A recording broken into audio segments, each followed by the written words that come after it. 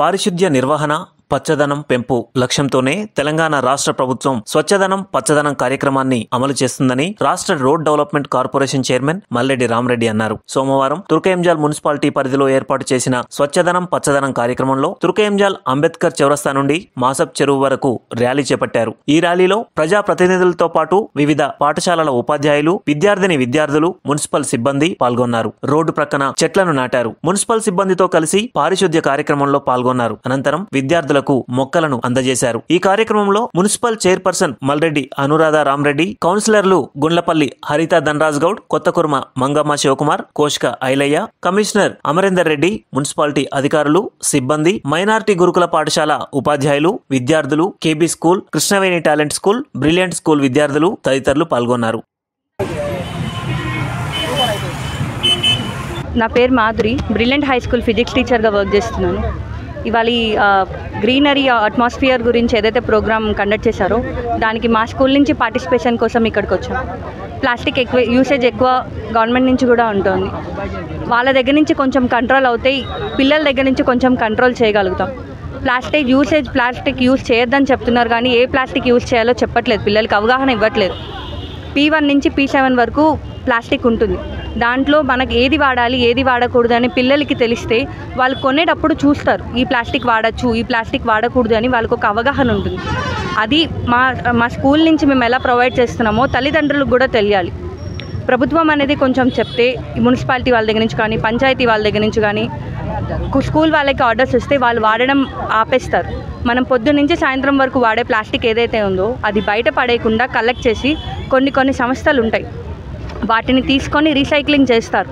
మేము అదే పద్ధతి పాటిస్తున్నాం. మా స్కూల్లో పిల్లలందరూ వాళ్ళ ఇంట్లో వాడే పాల ప్యాకెట్లు, కవర్లు, డిమార్ట్ కవర్స్, ఏదైతే ఫుడ్కి తీసుకెళ్ళే కవర్ ఏదైతే వాడతామో అవన్నీ మా పిల్లలు కలెక్ట్ చేసి ఆర్గనైజేషన్కి పంపించడం జరుగుతుంది. అదే మిగతా స్కూల్ వాళ్ళు కానీ ఇంట్లో కానీ పాటిస్తే ఎంతవరకు ఒక 5% 10% ప్లాస్టిక్ అనేది మనం తగ్గించగలుగుతాం. చెట్లు పెంచడం ఒకటే కాదు, చెట్లు పెంచితే దానికి కావాల్సిన ఆ భూమికి కావాల్సిన పోషక ఉంటుంది కదా, విటమిన్స్ అయితే మినరల్స్ ఏవైతే ఉంటాయో అవి ప్లాస్టిక్ ఉండడం వల్ల ప్లాంట్స్కి ఉండవు, అవి ఎదగవు.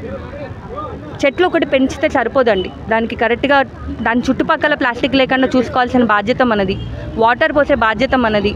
అది ఎలా పెరుగుతోంది చూడాలి. అట్లీస్ట్ ఒక రోజుకి ఒక గ్లాస్ వాటర్ పోసినా చెట్లు అనేవి బతుకుతాయి.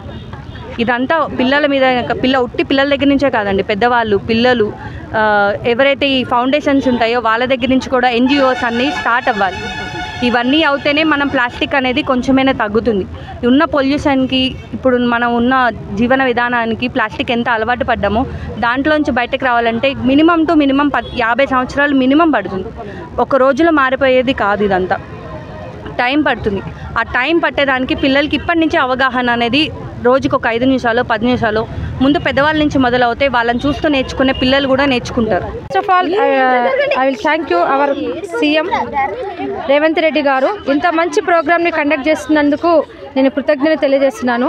ఎందుకంటే ప్రజలకి ఫస్ట్ స్వచ్ఛతనం మీద, పరిశుభ్రత మీద అవగాహన కల్పిస్తేనే వచ్చేటువంటి రకరకాల సీజనల్ వ్యాధులు అనేవి అరికట్టించబడతాయి. సో ఇప్పుడు మనకి వర్షాకాలంలో దోమల బెడద అనేది చాలా ఉంది. సో దీన్ని నిర్మూలించడానికి గవర్నమెంట్ తీసుకున్నటువంటి ఈ ప్రోగ్రామ్ నేను అప్రిషియేట్ చేస్తున్నాను. సో ప్రతి ఒక్కరికి కూడా ప్లాస్టిక్ పైన అవగాహన కల్పించాలి. దానివల్ల వచ్చేటువంటి డిసీజెస్ అంటే మెయిన్ కాజ్ మనకి క్యాన్సర్. ప్రజెంట్ సిచ్యువేషన్లో క్యాన్సర్ అనేది చాలా విపరీతంగా వస్తుంది. ప్రతి చోట కూడా ఈ క్యాన్సర్ వల్ల చాలా ఫ్యామిలీస్ సఫర్ అవుతున్నాయి. సో క్యాన్సర్ని నిర్మూలించాలంటే ప్లాస్టిక్ని తరిమి కొట్టాలి. సో ఫస్ట్ నేను గవర్నమెంట్కి ఒకటే తెలియజేస్తున్నాను, ప్రివెన్షన్ ఈజ్ బెటర్ దేర్ అన్నట్టుగా మనం వచ్చిన తర్వాత డిసీజెస్కి మనకి చికిత్సను అందించడం కంటే కూడా వచ్చేటువంటి డిసీజెస్ని రాకుండా చేస్తే బాగుంటుంది. నేను సీఎంకి గారికి కూడా నేను ఒకటే తెలియజేస్తున్నాను, ప్లాస్టిక్ని నిషేధించాలంటే ఫస్ట్ వాటిని తయారు కాకుండా అరికడితేనే ఈ ప్రాబ్లంకి సొల్యూషన్ దొరుకుతుందని నేను ఎక్స్పెక్ట్ చేస్తున్నాను. Thank you.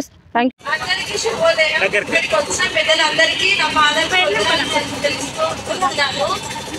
మనం ఇక్కడ కలుసుకున్నామంటే ఏదో పచ్చదనం కోసమనే కలుసుకున్నాము. ఇంత పరిశుభ్రతని మనం పాటించాలని కలుసుకున్నాము.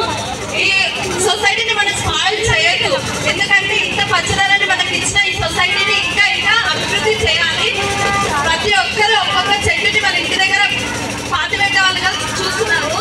మనం ఇంత మంచి మంచి గాలి పెంచుకుంటామంటే మనం పెంచిన ప్రతి ఒక్క చెట్టు ద్వారా నుంచే వచ్చింది.